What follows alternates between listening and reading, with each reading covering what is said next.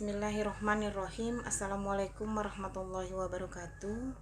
Baiklah, perkuliahan kita pada hari ini akan segera kita mulai, dimana besar harapan ibu semoga kita semua dalam keadaan sehat dan insya Allah tidak kurang suatu apapun dan dapat mengikuti pembelajaran dengan baik.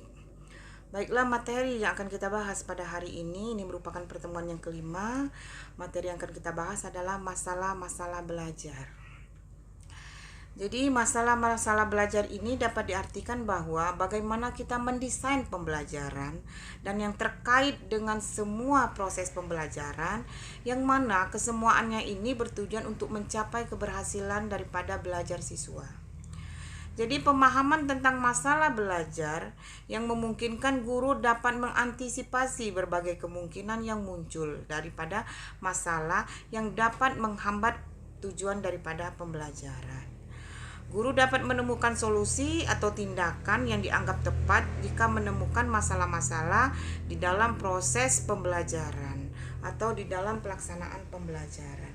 Jadi dapat kita simpulkan bahwa masalah-masalah belajar ini adalah sesuatu yang dapat menghambat keberhasilan belajar dan tujuan daripada pembelajaran tersebut. Selanjutnya, apa yang harus kita ketahui dalam masalah-masalah belajar ini? Yang pertama, masalah internal belajar. Masalah internal belajar ini adalah masalah yang timbul dari dalam diri siswa atau dari dalam diri yang akan melakukan proses belajar. Yang kedua, masalah eksternal.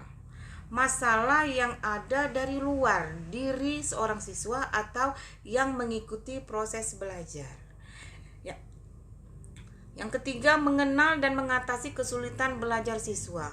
Nih, bagaimana kita mengenal dan mengatasi, memberi solusi dalam kesulitan yang terjadi pada siswa pada saat akan belajar. Hal inilah yang harus kita ketahui ya, untuk mengetahui supaya proses pembelajarannya berhasil dan tujuan daripada pembelajaran itu akan berhasil. Yang pertama ini kita akan bahas adalah masalah internal belajar. Masalah-masalah belajar dapat dikaji dengan tahapan. Yang pertama, sebelum belajar.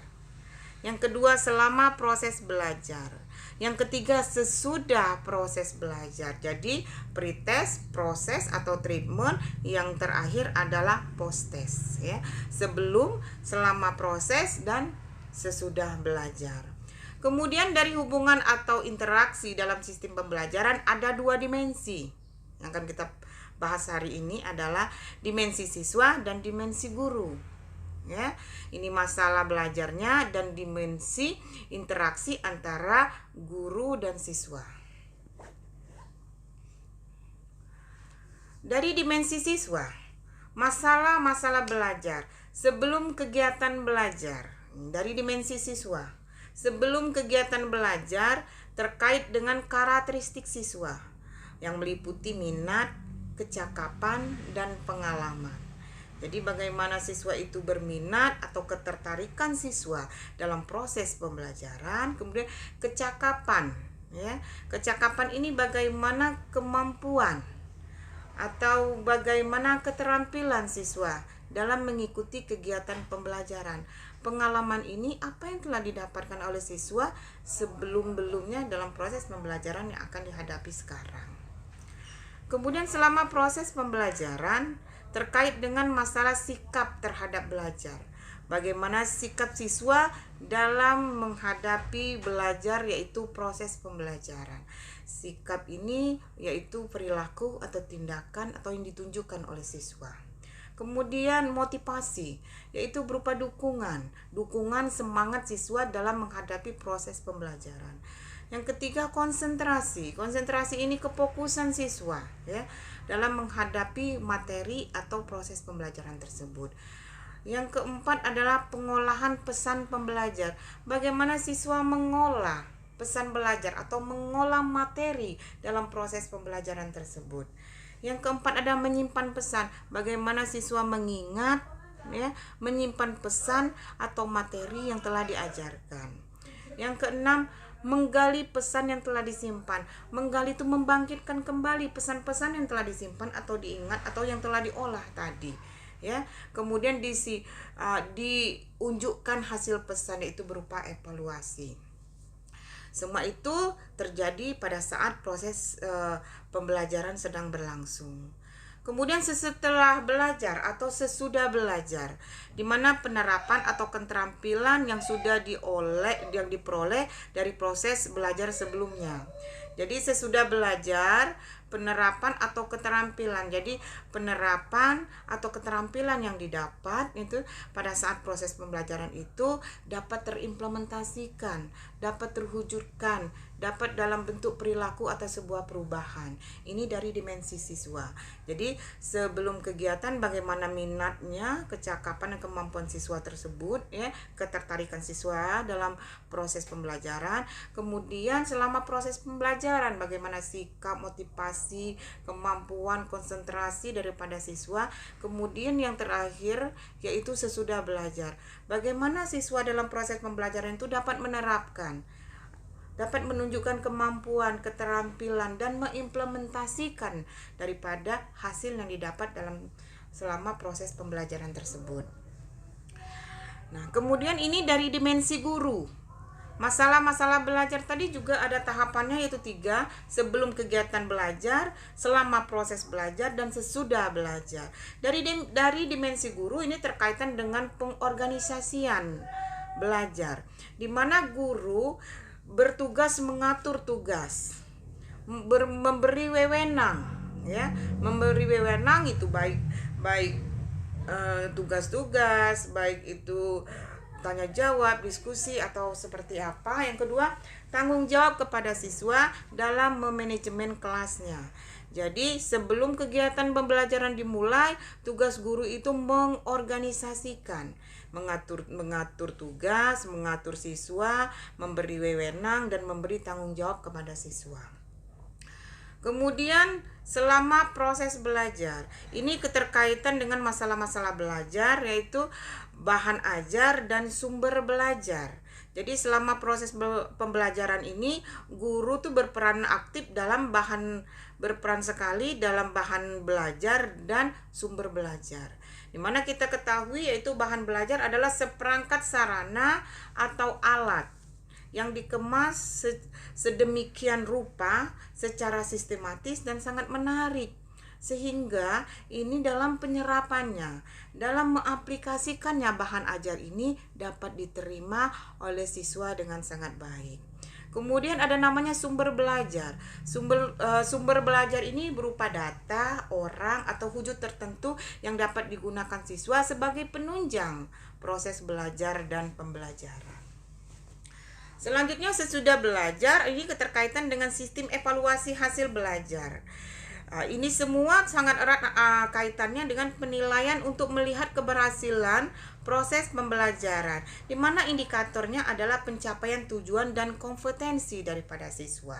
Jadi setelah proses pembelajaran, guru ini bertugas menilai apakah berhasil pembelajaran hari ini ataukah berhasil tujuan daripada pembelajaran hari ini. Dengan cara apa? Mengevaluasi, ya. Bagaimana tujuan pembelajaran dan kompetensi siswa dapat tercapai melalui apa? Yang pertama dengan evaluasi, kompetensi dengan yang kita kenal dengan KKM, ya.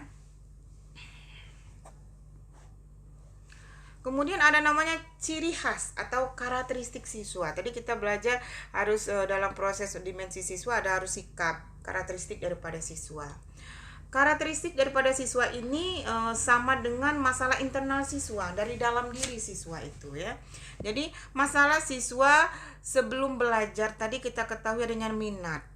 Minat ini ketertarikan, ya. Bagaimana siswa itu tertarik, berminat, tertarik, antusias dalam mengikuti pembelajaran. Di mana indikatornya yang tampak yaitu pertama, ketersediaan siswa dalam mencatat. Jadi antusias siswa berarti siswa itu semangat dalam mencatat pembelajaran tersebut. Kemudian siswa dapat mempersiapkan buku, alat tulis, dan lain-lain yang diperlukan dalam menunjang pembelajaran tersebut. Jadi Siswa yang berminat, siswa yang bersemangat, itu ditunjukkan dengan kesiapan dalam mempersiapkan buku, alat tulis, dan lain-lainnya. Kemudian apabila siswa itu tidak siap, berarti siswa ini kurang berminat dalam proses pembelajaran tersebut. Kemudian siswa cenderung mengabaikan kesiapannya untuk belajar. Nah, ini jika siswa cenderung mengabaikan kesiapannya untuk belajar, ini tergolong siswa-siswa yang indikatornya siswa yang tidak berminat mengikuti proses pembelajaran. Jadi ini perlu dikaji juga, perlu diamati oleh seorang guru sebelum pembelajaran, siswa ini berminat atau tidak dalam mengikuti proses pembelajaran. Kemudian ada namanya masalah pengalaman. Aspeknya pembelajaran yang pernah dipelajari sebelumnya. Jadi pengalaman yang terkait dengan pembelajaran semua didukung oleh materi pembelajaran yang telah dipelajari. Jadi sebelumnya materi yang belum dipelajari dikaitkan dengan materi sekarang. Jadi pengalaman yang lama dikaitkan dengan pengalaman baru untuk mengambil sebuah kesimpulan daripada proses pembelajaran tersebut. Sikap terhadap belajar, yaitu sikap adalah kecenderungan seseorang untuk berbuat. Karena perbuatan merupakan implementasi nyata daripada sikap. Jadi sikap ini bagaimana siswa itu melakukan sebuah tindakan. Bagaimana siswa itu menunjukkan sikapnya. Bagaimana siswa itu berbuat dalam proses pembelajaran tersebut. Itu merupakan sikap yang ditunjukkan oleh pada siswa. Ada satu pandangan umum bahwa seseorang menyenangi sesuatu, maka ia akan mau menerima dan pada gilirannya bersedia melakukannya. Ini pandangan umumnya, apabila menyenangi, semangat, tertarik, maka dia akan bersedia menerima, ya. Dalam kegiatan belajar, sikap siswa dalam proses belajar dipengaruhi ketika guru memulai. Jadi dalam kegiatan belajar ini ditunjukkan daripada sikap siswa itu pada saat memulai, ya. Dipengaruhi ketika guru memulai opening atau kegiatan proses belajar, ya. Bagaimana guru memulai pembelajaran tersebut sehingga siswa ini tertarik, memperhatikan, tertarik sehingga mau mengikuti proses pembelajaran. Jadi ini penting sekali nih, ya, penting sekali peran guru, ya, dalam memulai pembelajaran. Bagaimana teknik, strategi atau cara, gaya yang dimiliki oleh seorang guru dalam memulai atau me-opening kegiatan proses belajar membelajar sehingga nih siswa ini tertarik, dapat melihat, tertarik mengikuti proses pembelajaran. Dengan ketertarikan tersebut, maka siswa akan proaktif dalam proses pembelajaran, ya, dalam proses belajar dan mengajar. Siswa yang belajar, guru yang mengajari. Guru yang mengajar memberikan strategi sehingga siswa tadi proaktif dalam proses belajar. Kemudian motivasi belajar ini merupakan kekuatan, ya, merupakan kekuatan, dukungan, semangat, ya, yang dapat dijadikan tenaga pendorong bagi siswa untuk mendayagunakan semua potensi yang ada pada dirinya. Jadi motivasi ini penting sekali karena motivasi ini adalah dorongan, semangat, kekuatan, ya, sehingga ini siswa ini memiliki ketertarikan, memiliki antusias dalam mengikuti proses pembelajaran. Rendahnya motivasi merupakan masalah serius dalam pembelajaran, pasti. Rendahnya motivasi merupakan masalah serius dalam pembelajaran karena kalau tidak ada motivasi, tidak ada semangat, tidak ada dorongan, proses pembelajarannya akan sangat rendah sekali. Kemampuan dia belajar juga sangat rendah. Jadi kita harus ketahui nih indikator motivasi siswa tampak. Jadi indikator bahwa nih siswa ini termotivasi untuk belajar. Yang pertama, ketahanan dalam belajar atau perhatiannya. Bagaimana siswa itu tahan belajarnya dalam jangka waktu yang relatif lama, ya. Kemudian dia memperhatikan apa yang diajarkan atau bagaimana proses pembelajaran tersebut. Yang kedua, kesungguhan dalam menyimak pembelajaran. Bagaimana siswa itu sungguh-sungguh menyimak, memperhatikan, ya. Yang ketiga, kesungguhan dalam mengerjakan tugas. Diberi tugas, semangat mengerjakannya. Berarti ini mengindikatorkan bahwa siswa tersebut termotivasi. Yang keempat, keaktifan dalam bentuk pertanyaan atau menjawab pertanyaan nih. Siswa yang termotivasi, siswa yang bersemangat, biasanya siswa ini lebih aktif, lebih proaktif, terutama dalam memberikan pertanyaan, kemudian menjawab pertanyaan. Ini indikator dari sebuah motivasi yang dimiliki oleh siswa. Kemudian konsentrasi belajar. Konsentrasi ini kefokusan. Konsentrasi belajar merupakan salah satu aspek psikologis yang seringkali tidak begitu mudah untuk diketahui oleh orang lain, ya. Nah, kefokusan ini agak sulit karena ini berhubungan dengan psikologis daripada siswa, ya. Ini konsentrasi ini karena sangat berpengaruh dengan internal, ya. Apakah dia tidak fokus karena gizinya kurang, bisa jadi tidak fokus karena ada pikiran lain, tidak fokus ada masalah-masalah lain. Ini perlu diperhatikan, ya.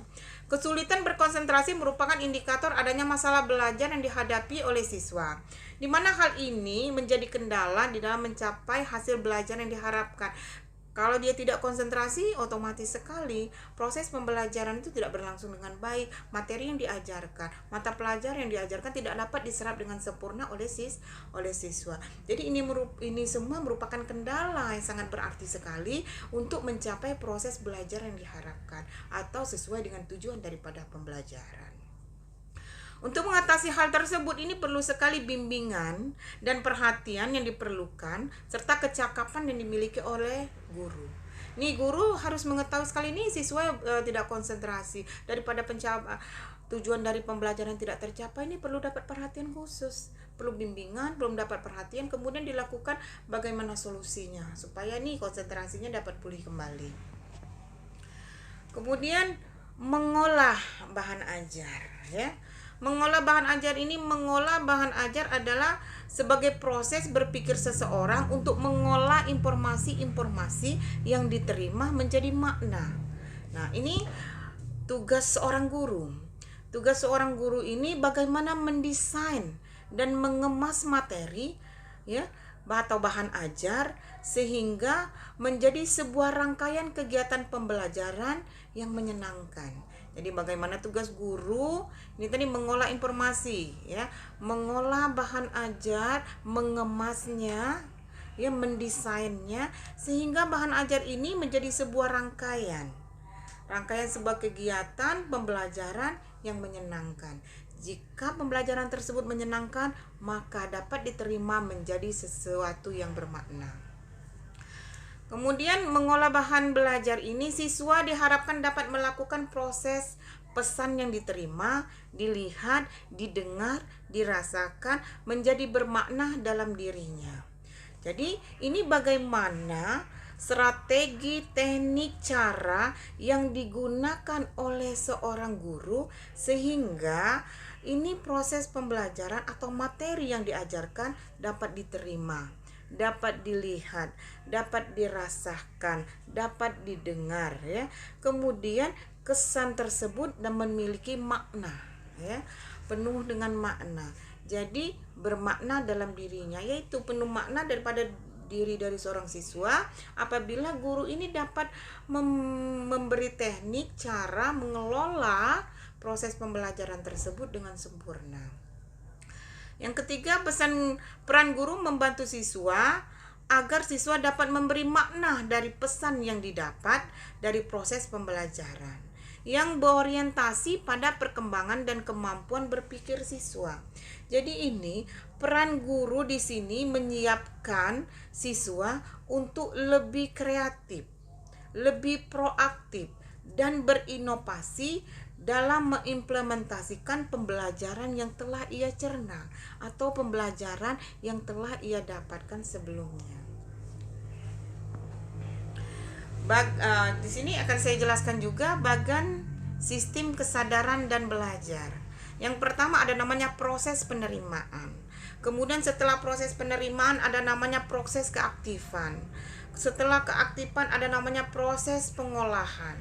Dan yang terakhir adalah proses penyimpanan. Setelah penyimpanan adanya pemanggilan ini adalah proses evaluasi, ya. Di mana proses penerimaan ini bagaimana siswa memperhatikan, kemudian menseleksi, kemudian siswa itu pengkodean, ya. Kemudian kembali setelah penerimaan proses keaktifan, bagaimana penguatan yang dilakukan oleh siswa.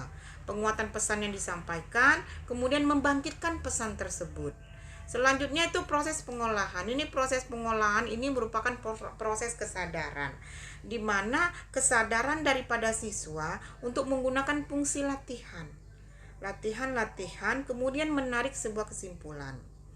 Nah, kemudian setelah latihan menarik kesimpulan, ada namanya proses penyimpanan. Proses penyimpanan ini bagaimana siswa mengingat, bagaimana siswa menghayati, dan bagaimana siswa latihan mengulang. Kemudian baru dilakukan evaluasi atau pemanggilan untuk menunjukkan nih kemampuan daripada siswa dengan cara pembangkitan pesan kembali. Ini adalah bagian siswa kesadaran dan belajar daripada siswa yang harus dilakukan siswa dalam mengikuti proses pembelajaran. Kemudian menggali hasil belajar. Menggali hasil belajar adalah suatu proses mengaktifkan kembali pesan-pesan yang telah disimpan. Pesan-pesan yang telah disimpan diaktifkan kembali, digali kembali ya, supaya ini terekam. Semakin banyak menggali, semakin terjadi penguatan. Pesan yang terima tidak secara otomatis dapat kita panggil kembali. Karena ini kesulitan dalam menggali kembali pesan-pesan merupakan kendala dalam perkembangan proses belajar siswa. Jadi dalam menggali kembali pesan-pesan ini terkendala kepada kemampuan daripada siswa tersebut dalam mengembangkan proses pembelajarannya. Apabila siswa itu sering mengulang dan membangkitkan kembali pesan, itu terjadi penguatan. Ya, kembali penguatan ini berpengaruh terhadap perkembangan proses belajar siswa. Apabila sering mengulang dan menguat, ini kemampuan siswa untuk mengingat, mengulang kembali itu lebih tinggi. Tapi kalau dia memiliki kendala dalam hal pengingatan atau dalam hal mengulang, ini maka proses belajarnya akan berjalan lebih lambat. Implikasinya, guru hendaknya berupaya untuk mengaktifkan siswa melalui pemberian tugas, PR, latihan yang terkait dengan rumus-rumus sehingga dapat meningkatkan daya kemampuan siswa. Jadi gini, implikasinya guru hendaknya berupaya mengaktifkan. Bagaimana mengaktifkan lagi pesan-pesan yang telah disampaikan? Ini kan kendala.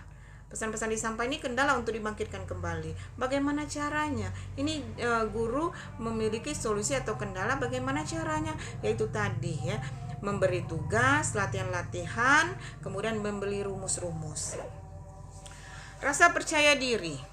Rasa percaya diri adalah kondisi psikologis yang berpengaruh pada keaktifan fisik, mental, dan pada umumnya muncul ketika akan melakukan sesuatu aktivitas tertentu, di mana pikirannya terarah untuk mencapai suatu hasil yang diinginkan. Percaya diri atau kita dengan PD, kemampuan daripada siswa itu ya untuk melakukan suatu aktivitas ya, itu adalah rasa percaya diri. Dimensi perkembangan rasa percaya diri akan tumbuh dengan sehat apabila ada pengakuan daripada lingkungan. Nih siswa ini akan percaya diri bila faktor lingkungan itu mendukung. Siswa akan percaya diri apabila ada pengakuan nih dari lingkungan, oh kamu mampu, kamu bisa, kamu mampu. Sehingga nih siswa akan percaya diri untuk menunjukkan aktivitasnya, untuk menunjukkan kemampuannya. Kebiasaan belajar adalah perilaku seseorang yang telah tertanam dalam waktu yang relatif lama sehingga memberikan ciri dalam aktivitas belajar yang dilakukan. Jadi kebiasaan belajar, namanya kebiasaan itu sering dilakukan ya. Hal ini sering dilakukan dalam jangka waktu yang relatif lama ya. Terus aktivitas belajar ini dilakukan, ini merupakan suatu kebiasaan belajar. Di mana kebiasaan belajar ini ya, ciri-ciri dari kebiasaan tidak baik dalam belajar ya. Jadi kebiasaan belajar ini dengan baik kebalikan daripada yang tidak baik. Contohnya kebiasaan yang tidak baik itu belajar tidak teratur. Jadi belajarnya semaunya ya, tidak teratur. Jadi semaunya kapan dia belajar, kalau enggak. Itu namanya belajar tidak teratur. Jadwalnya, waktunya juga tidak ditentukan. Kemudian daya tahan belajar rendah. Jadi dia tidak memiliki kemampuan belajar dalam jangka waktu yang relatif lama. Jadi belajar sebentar udah capek ya. Kalau seandainya kebiasaan belajar dia sering melakukan kebiasaan, maka biasanya daya tahan belajarnya lebih tinggi. Kemudian belajar menjelang ada tes nih, pas mau ujian aja, mau ulangan, mau tes, baru mulai belajar. Jadi ini bukan kebiasaan belajar yang baik. Nah, jadi kebiasaan belajar yang sangat buruk. Tidak memiliki catatan belajar yang lengkap. Nih siswa yang malas, biasanya siswa yang malas ini malas sekali mencatat. Jadi dia tidak memiliki catatan pembelajaran yang lengkap. Jadi informasi yang diterima tidak sempurna. Kemudian tidak bisa membuat ringkasan. Ini biasanya siswa yang malas belajar kesulitan sekali dalam membuat ringkasan. Siswa yang malas mencatat kesulitan sekali dalam membuat ringkasan. Siswa yang malas belajar ini sangat sulit sekali mengambil sebuah inti atau sari daripada pembelajaran. Kemudian tidak ada motivasi memperkaya materi pembelajaran. Jadi motivasi atau dorongan semangat ini tidak ada. Bagaimana dia semangat dia untuk mencari informasi-informasi di luar daripada materi yang telah diajarkan. Padahal kita ketahui bahwa sekarang ini yang namanya globalisasi mendunia, informasi yang kita dapat sangat mudah sekali. Zaman semua online, zaman semua jaringan, mudah sekali kita mendapatkan informasi. Kesulitan belajar ini ada namanya input, integration, storage, dan output. Ada 4 ini kesulitan belajar. Pertama input, ya, yang masuk pengaruh panca indera. Ini sulit sekali. Pengaruh panca indera itu berhubungan dengan penglihatan, pendengaran, kemampuan untuk melihat, kemampuan untuk mendengar. Ini berhubungan dengan panca indera. Kemampuan untuk merasakan, ya, ini berhubungan dengan panca indera. Apabila panca inderanya terganggu, otomatis input atau materi yang akan diajarkan juga terganggu informasi yang didapat. Kemudian kesulitan dalam persepsi visualnya, kesulitan dalam mempersepsikan secara nyata, ya, cara melihat itu sulit sekali. Bagaimana dia melihat, dia menguraikan, mempersepsikan itu mempunyai kesulitan. Nah, ini merupakan salah satu kesulitan belajar. Kemudian namanya integration, biasanya terkait dengan short term memory, yang membuat siswa kesulitan dalam mempelajari materi belajar dengan tanpa pengulangan. Ini adalah kemampuan mengingat sementara atau yang pendek, ya. Integration ini kebiasaan terkait dengan kemampuan mengingat yang sangat pendek. Jadi cepat sekali dia lupa. Nah, itu berarti kesulitan ini kalau tidak diulang-ulang akan semakin parah. Kemudian storage terkait dengan kemampuan daya ingat. Hal sama sebenarnya, ini hampir sama, cuman ini daya ingatnya, kemampuan menangkap, kemampuan daya ingat, kemampuan menyimpan daripada materi yang telah diajarkan. Kemudian outputnya itu informasi yang telah diproses otak akan muncul dalam bentuk respon. Jadi sudah dia input masuk, kemudian diolah, disimpan, diulang, kemudian outputnya seperti apa. Ya, ini output ini yang informasi yang disimpan ini tadi dikeluarkan lagi, direspon dalam bentuk bisa kata-kata, bisa menulis atau menggambar.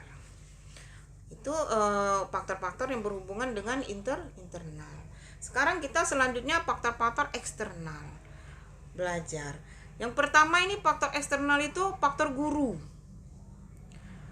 yaitu dengan perkembangan teknologi, budaya, dan lain sebagainya, ya, dengan kemampuan teknologi yang canggih, informasi yang kita dapat sudah luas sekali. Dengan demikian adanya perkembangan informasi dan ilmu pengetahuan, maka guru ini dituntut memiliki keterampilan untuk memilih topik, aktivitas, dan strategi pembelajaran yang berorientasi menyampaikan informasi, tapi juga agar membuat siswa belajar secara bebas. Jadi aktif dan proaktif. Jadi dengan kemampuan cara bagaimana guru memilih topik, ya, strategi dalam pembelajaran, ya, terutama dalam menyampaikan informasi kepada siswa. Yang kita ketahui teknologi udah canggih seperti ini, informasi yang akan kita berikan harus lebih cerdas, lebih jeli, karena siswa-siswa itu mendapat informasi sekarang dengan sangat luas sekali. Terjadinya cara pandang masyarakat terhadap pendidikan yang berimplikasi pada upaya-upaya pengembangan pada pendekatan siswa, ya, di mana faktor pengembangan teknologi ilmu komputer ini akan memberikan pengaruh yang sangat baik sekali. Faktor keberagaman kemampuan intelijen siswa, sehingga guru harus memahami karakteristik siswa sebelum membuat atau melaksanakan sebuah desain pembelajaran. Kita ketahui ya, kemampuan siswa sekarang udah sangat tinggi, karena kita ketahui juga informasi yang diterima siswa itu sangat banyak sekali, luas sekali, dengan mudah sekali. Dengan seperti itu nih, guru harus cerdik ya, harus cerdas ya, harus memahami karakteristik yang dimiliki oleh siswa, terutama dalam membuat atau mendesain proses pembelajaran, sehingga pelaksanaan pembelajaran itu dapat disesuaikan dengan kemampuan atau informasi yang didapatkan oleh siswa. Kemudian peran guru ini merujuk pada PP nomor 74 tahun 2008 tentang guru, di mana guru ini adalah pendidik profesional dengan tugas utamanya adalah mendidik, mengajar, membimbing, mengarahkan, melatih, menilai, dan mengevaluasi peserta didik pada pendidikan di usia dini, jalur pendidikan formal dan pendidikan dasar, dan pendidikan yang menengah. Ini jadi guru-guru harus merujuk pada PP 74 tahun 2008 tugas dan fungsi sebagai seorang guru. Kemudian lingkungan sosial. Sekolah merupakan lingkungan atau sistem sosial dalam skala kecil. Lingkungan mempunyai pengaruh positif dan negatif. Jadi lingkungan sosial ini ada positif, ada negatif. Nih, guru nih harus cerdas ya, harus lebih jeli melihat lingkungan nih, yang faktor lingkungan ini sangat mendukung perilaku, sikap, perbuatan daripada siswa, bisa mengarahkan pengaruh positif dan kepada pengaruh yang negatif. Kemudian ada hubungan dengan kurikulum ya. Kurikulum ini merupakan panduan yang dijadikan guru sebagai kerangka acuan untuk mengembangkan proses pembelajaran. Jadi dalam mendesain pembelajaran ya, guru ini penting sekali mengacu kepada kurikulum yang ada, supaya jangan salah. Ini kurikulum ini standar yang digunakan supaya terjadinya penyetaraan secara nasional ya. Jadi tidak lepas daripada, walaupun mendesain proses pembelajaran, tapi tidak lepas dari panduannya sebagai kurikulum. Di mana kurikulum ini merupakan salah satu dasar untuk membuat desain pembelajaran. Boleh desainnya bermacam-macam, disesuaikan dengan metode pembelajarannya, bagaimana mendesainnya ya. Tetapi harus tetap mengacu kepada kurikulum yang telah ada. Kemudian sarana dan prasarana. Sarana dan prasarana adalah fasilitas yang dapat menunjang proses belajar dan mengajar. Jadi sarana dan prasarana ini sangat penting sekali supaya proses belajar dan mengajar ini dapat berjalan dengan baik, karena berhubungan dengan fasilitas yang harus dinikmati, fasilitas yang ada yang dapat menunjang proses belajar dan mengajar. Mengenal dan mengatasi kesulitan belajar ini adalah fungsi guru dalam hal ini sebagai pembimbing siswa agar siswa dapat mau belajar. Jadi ini guru ini selain mengajar, mendidik, membimbing, mengawasi ya, ini fungsi controlling juga guru ya, terutama dalam proses belajar, kemudian lingkungan belajar. Dan sebagai guru kita harapkan memberi informasi yang diperlukan dalam proses belajar. Jadi guru adalah penyampai informasi. Ya, dalam proses belajar, guru adalah penyampai informasi atau penyampai pesan dalam bentuk materi ajar. Kemudian membantu setiap siswa dalam mengatasi masalah pribadi yang berdampak pada motivasi belajar. Jadi guru ini juga membantu nih, harus menganalisis nih kenapa siswanya ini kayaknya motivasi belajarnya sangat rendah sekali. Perlu dianalisis, perlu digali kenapa hal ini bisa terjadi, kendalanya seperti apa. Yang ketiga, mengevaluasi hasil setiap langkah kegiatan yang telah dilakukan. Pengevaluasian atau penilaian berhasil atau tidak nih kegiatan yang telah dilakukan. Yang keempat, memberikan kesempatan yang memadai sehingga siswa dapat belajar sesuai dengan karakteristiknya. Jadi di mana guru memberi kesempatan kepada siswa disesuaikan dengan kemampuan siswa tersebut, disesuaikan dengan keadaan siswa tersebut ya. Kemudian memahami setiap murid secara individu atau kelompok. Jadi guru juga harus memahami setiap individu atau setiap pribadi siswa, harus dipahami nih seperti apa. Kemudian dalam kelompoknya juga harus seperti apa. Langkah untuk bimbingan belajar. 1. Identifikasi suatu kegiatan yang mengarah untuk menemukan kesulitan belajar siswa, yaitu dengan melakukan 1. Menganalisis data hasil belajar. Data hasil belajar itu seperti nilai-nilai itu di mana kemampuan, di mana peningkatan progresnya seperti apa.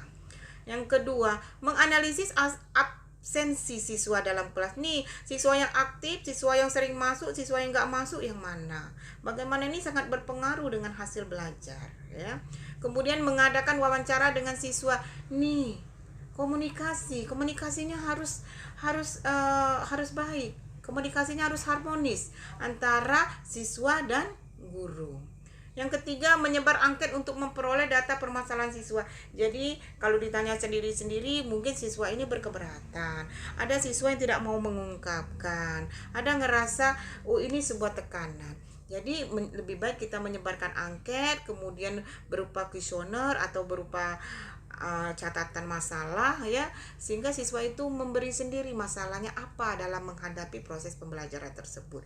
Dengan seperti itu, guru dapat menganalisis, setiap siswa ini memiliki kemampuan yang berbeda, siswa ini memiliki masalah yang berbeda, setiap siswa ini menghadapi proses pembelajarannya itu berbeda-beda. Nah, itu perlu dianalisis. Kemudian dilakukan tes T untuk memperoleh data tentang kesulitan belajar atau masalah yang dihadapi siswa. Jadi ada tesnya, yaitu dapat memperoleh bagaimana siswa itu tentang kesulitan yang dihadapi siswa itu seperti apa. Diagnosis, ini keputusan atau penentuan mengenai hasil dari pengolahan data tentang siswa yang mengalami kesulitan belajar. Itu dapat berupa 1. Keputusan masalah jenis kesulitan belajar siswa. Keputusan masalahnya apa, jenis kesulitannya seperti apa, itu diagnosisnya. Yang kedua, keputusan mengenai faktor-faktor yang menjadi sumber sebab-sebab kesulitan belajar tersebut. Apa aja yang menjadikan penyebab daripada kesulitan siswa belajar tersebut, hasil dari diagnosisnya. Kemudian keputusan mengenai jenis mata pelajaran atau mata pelajaran mengalami kesulitan seperti apa. Ini berhubungan dengan mata pelajaran, berarti berhubungan dengan materi ajar. Kalau berhubungan dengan materi ajar, berhubungan dengan metode yang akan diajarkan. Yang keempat, membandingkan nilai-nilai individu untuk setiap mata pelajaran dengan rata-rata nilai secara keseluruhan. Jadi guru membandingkan nilai setiap siswa per mata pelajaran dengan melihat rata-rata secara keseluruhan untuk melihat kemampuan yang dimiliki oleh siswa dalam setiap mata pelajaran yang dilakukan oleh siswa. Membandingkan nilai yang diperoleh, ya. Membandingkan nilai yang diperoleh terhadap mata pelajaran yang dipelajari. Kemudian prognosis, ini menunjukkan pada aktivitas penyusunan rencana atau program yang diharapkan dapat membantu mengatasi masalah belajar. Jadi aktivitas penyusunan rencana atau program, bagaimana nih mengatasi masalah-masalah harus belajar, karena sudah didiagnosis tadi masalah pembelajarannya seperti apa, kemudian dilakukan namanya prognosis, ya. Yaitu pertama, bentuk treatment yang harus diberikan. Iya, bentuk treatment itu apa, tindakan yang harus diberikan supaya nih masalah belajar ini dapat teratasi. Yang kedua, bahan atau materi yang diperlukan. Bahan dan materi apa yang diperlukan supaya nih proses pembelajaran ini dapat berlangsung dengan baik, sehingga kendala-kendala pembelajaran ini dapat diatasi. Yang keempat, metode yang digunakan. Metode yang digunakan apa? Supaya yang saya katakan tadi, materi ajar disesuaikan dengan metode yang akan digunakan. Supaya ini proses pembelajaran dapat berjalan dengan baik, hasil belajarnya dapat tercapai, tujuan dari pembelajaran itu juga dapat tercapai. Jadi metode ini penting sekali, karena metode ini adalah penerapan bagi kita, bagaimana cara kita menerapkan materi ajar kepada siswa supaya nih siswa dapat menerima dengan baik, kemudian pembelajaran itu dapat bermakna. Kedua, alat bantu pengajaran diperlukan. Alat bantu apa aja nih untuk menunjang proses belajar pembelajaran? Alat bantu ini bisa berupa sarana dan prasarana, bisa berupa fasilitas. Tadi yang saya katakan bahwa alat bantu pengajaran diperlukan sebagai penunjang proses belajar dan pembelajaran. Yang kelima adalah waktu kegiatan dilaksanakan. Waktu yang tepat digunakan, waktunya kapan? Pembelajaran disesuaikan dengan mata pelajaran, disesuaikan dengan waktu atau kegiatan yang dilaksanakan, supaya terjadinya keserasian antara waktu pembelajaran dengan mata pelajaran yang kita ajarkan. Kemudian terapi atau pemberian bantuan. Pemberian bantuan bagi siswa mengalami kesulitan belajar telah disusun pada tahap prognosis, yaitu mencakup pertama bimbingan belajar kelompok, pembimbingan belajar secara kelompok-kelompok. Yang kedua, bimbingan belajar secara individu. berkelompok, kemudian individu sendiri-sendiri, pengajaran secara remedial atau pengulangan, pemberian bimbingan pribadi secara pribadi antara guru dengan siswa yang memiliki masalah, ya. Kemudian ahli tangan khusus. Ahli tangan khusus ini maksudnya apabila nih masalahnya udah berat sekali, tidak bisa ditangani, maka namanya ahli tangan khusus bisa ditindaklanjuti dengan tindakan-tindakan yang lain, ya. Itulah namanya sudah dilakukan terapi, ada namanya tindakan lanjut. Tindakan lanjut ini lanjutan daripada ahli tangan khusus. Ahli tangan khusus apabila telah diberi bimbingan, tetapi ini masalah ini belum bisa teratasi. Apabila masalah belum bisa teratasi, maka dilakukan tindak lanjut. Tindak lanjut ini menganalisis masalah, tujuan penanganan lanjutan. Jadi ini yang terakhir adalah tindak lanjut apabila nih masalah-masalah ini tidak bisa diatasi oleh sekolah, tidak bisa diatasi oleh guru, sudah dilakukan terapi-terapi, tetapi masih juga masalah yang tidak bisa teratasi, mungkin masalah ini akan lebih berat, maka dilakukan tindak lanjut, yaitu dianalisis lagi masalahnya, tujuan penanganan lebih lanjut, ini supaya ini bisa terselesaikan, ya. Jadi masalah-masalah belajar ini ada masalah yang internal atau eksternal, ini harus segera kita atasi, ya, untuk mencapai tadi tujuan utama adalah supaya keberhasilan dalam proses belajar mengajar, kemudian supaya tujuan daripada pembelajaran itu dapat tercapai. Kemudian pemberian motivasi ini penting sekali, ya, untuk pada hakikatnya tadi motivasi ini penting sekali supaya membantu terciptanya suatu proses pembelajaran dengan sangat baik dan tujuan pembelajaran dapat tercapai. Demikianlah penjelasan yang dari Ibu, ya, tentang masalah-masalah belajar. Harapan Ibu semoga kita semua dapat memahaminya. Masalah-masalah pembelajaran ini, terutama kita sebagai seorang guru, ini perlu sekali, ya, untuk diimplementasikan, ya, pada saat kamu akan menjadi seorang guru. Mungkin demikianlah yang dapat Ibu sampaikan. Lebih dan kurang Ibu mohon maaf, ya, kepada Allah semohon ampun apabila ada mahasiswa atau saudara-saudara yang kurang paham atau penjelasan yang Ibu sampaikan atau butuh penjelasan lebih lanjut, silakan ditanyakan. Oke, Ibu cukup ya kan dengan menutup. Wassalamualaikum warahmatullahi wabarakatuh.